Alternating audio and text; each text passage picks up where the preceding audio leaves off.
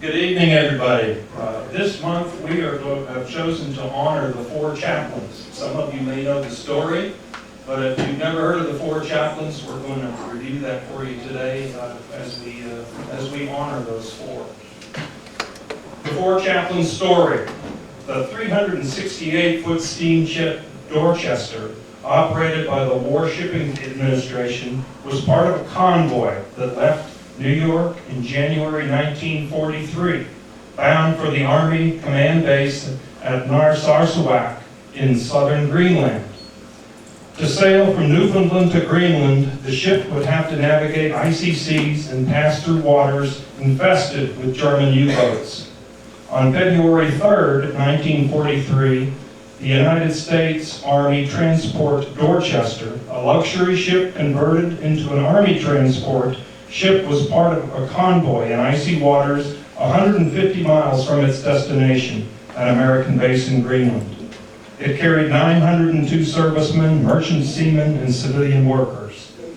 The Four Chaplains had spent much of their time calming nervous young soldiers, even putting on evening variety shows to help pass the time.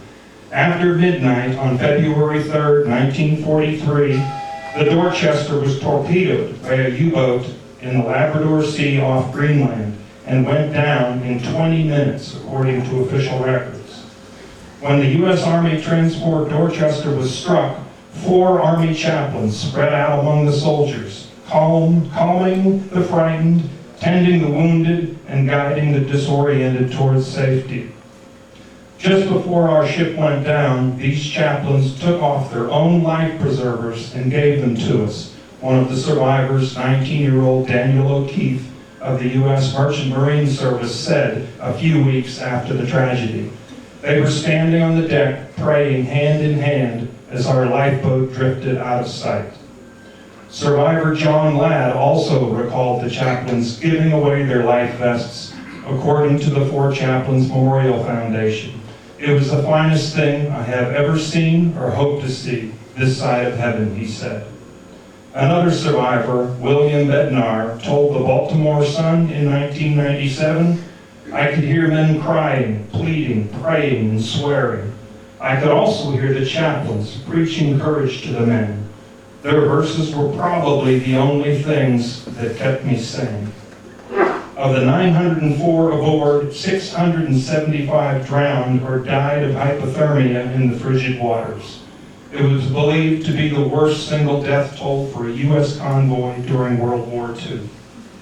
The Dorchester's loss is remembered most for the sacrifice of the Four Chaplains, 2 Protestants, a rabbi, and a Catholic priest. They were all Army first lieutenants who went down with the ship. The Four Chaplains were Lieutenant George L. Fox, a Methodist minister from Pennsylvania, Lieutenant Alexander D. Goode, a Reformed rabbi from New York, Lieutenant Clark V. Pauling, a Reformed Church in America minister from Ohio, and Lieutenant John P. Washington, a Roman Catholic priest from New Jersey. The four became friends after they were all sent to Camp Miles Standish in Massachusetts en route to overseas duty. Their fate was sealed when they were all assigned to the U.S. Army Transport Dorchester, a luxury liner filled to capacity in February 1943 with 751 troops. They were each posthumously awarded the Distinguished Service Cross and Purple Heart. There were attempts in Congress to award the Four Chaplains the Medal of Honor, but the efforts did not succeed under the strict guidelines for awarding the medal. Instead, a special medal for heroism was authorized by Congress and awarded by President Dwight Eisenhower in 1961.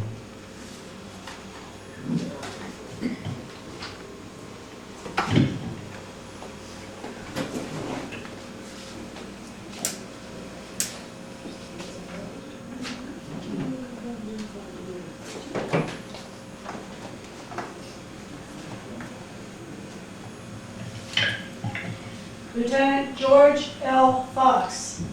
As soon as he learned of the Japanese attack on Pearl Harbor in 1941, the Reverend George L. Fox knew what was to come.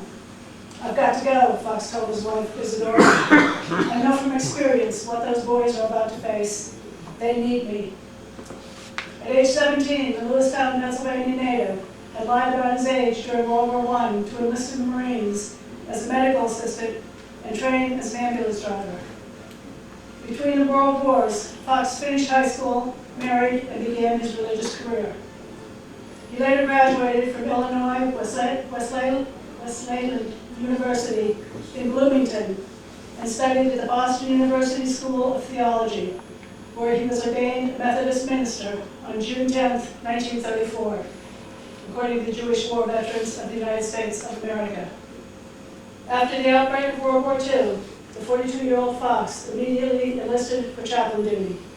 He began active duty on August 8, 1942.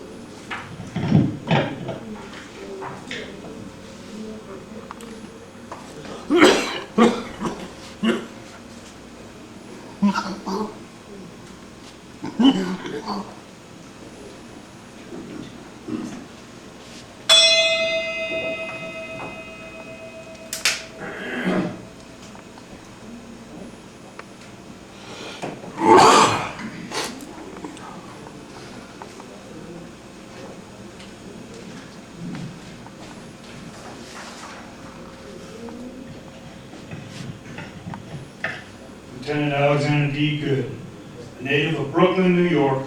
Alexander Goode had been an outstanding athlete and scholar whose dream has become a rabbi like his father, according to the U.S. Indo-Pacific Command. He displayed heroism from his young age, saving his family's home when he was a child by extinguishing flames from a kitchen fire before firefighters arrived, according to the National Museum of the United States Army. After high school, he received rabbinical ordination from the Hebrew Union College in New York in 1937. Later served as a Temple Bell, left Israel in York, Pennsylvania, and earned his PhD in Middle Eastern languages from Johns Hopkins University. After Pearl Harbor attack, he joined the Army Air Forces as a chaplain and later lobbied to serve on the front lines. Goode left behind his wife, Teresa, and a 3-year-old daughter, Rosetta. He believed that life would not be worth living in a world under Axis domination. He was prepared to sacrifice even life itself for the cause of human freedom. Rabbi Philip S. Bernstein of the National Jewish Welfare Board said in a few weeks after the chaplains were lost.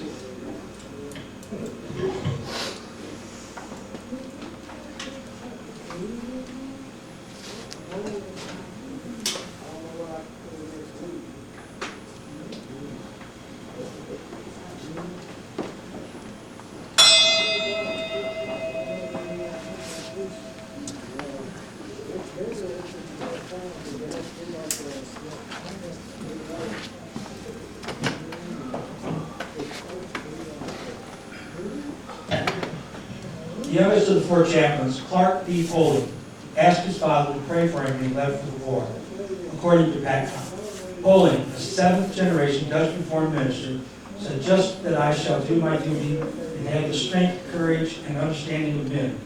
Just pray that I shall be added." Foley, who came from a long line of clergymen, was ordained to the Christian ministry in 1936 at the age of 26. On the evening of the ceremony, his father, the Reverend Daniel A. Foley, told him, "I do not wish for you a life of ease, nor do I desire to see you free from suffering and heartache. Rather do I desire for you a life of real conflict against the forces of evil. Be true to your calling," according to the article in the day newspaper, New London, Connecticut. Foley served the First Dutch Reformed Church in Schenectady, New York.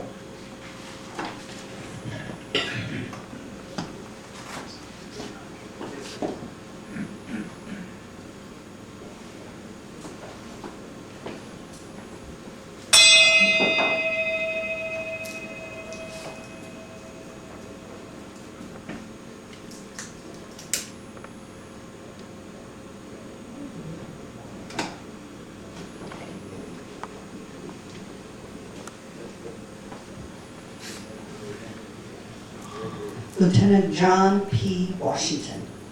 John P. Washington was born to a large Irish family in New Jersey. As a child, he loved music, took piano lessons, and sang in the church choir. A graduate of Seton Hall, he later studied at Immaculate Conception Seminary in Darlington, New Jersey, before being ordained as a priest. He served as assistant pastor of St. Stephen's Church in Kearney, New Jersey. He joined the Army in May 1942 after the Navy rejected him due to his poor eyesight, according to the Four Chaplains Memorial Foundation.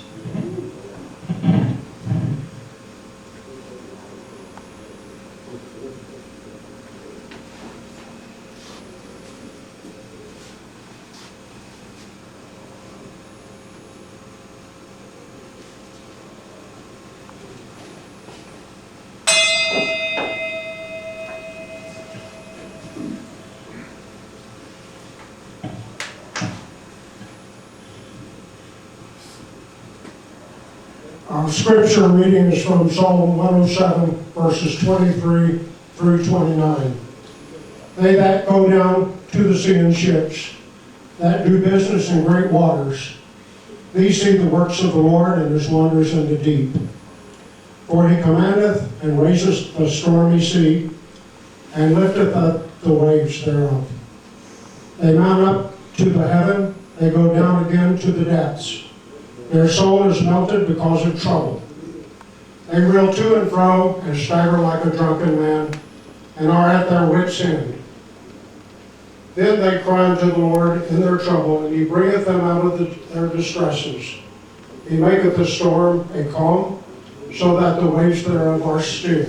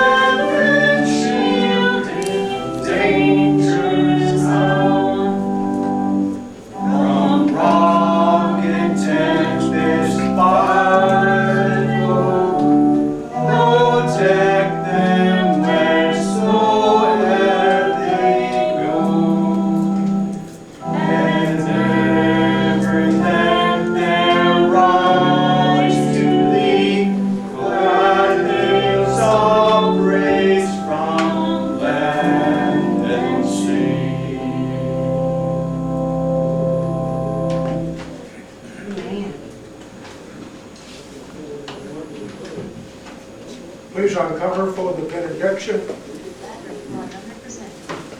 The Lord bless thee and keep thee. The Lord make his face to shine upon thee and be gracious unto thee. The Lord lift up his countenance upon thee and give thee peace. Amen. You may recover.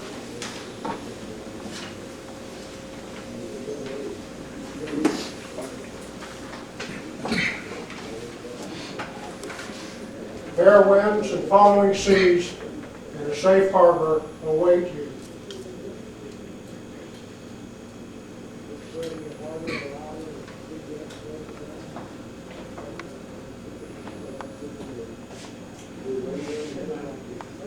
This concludes our ceremony. Hurrah!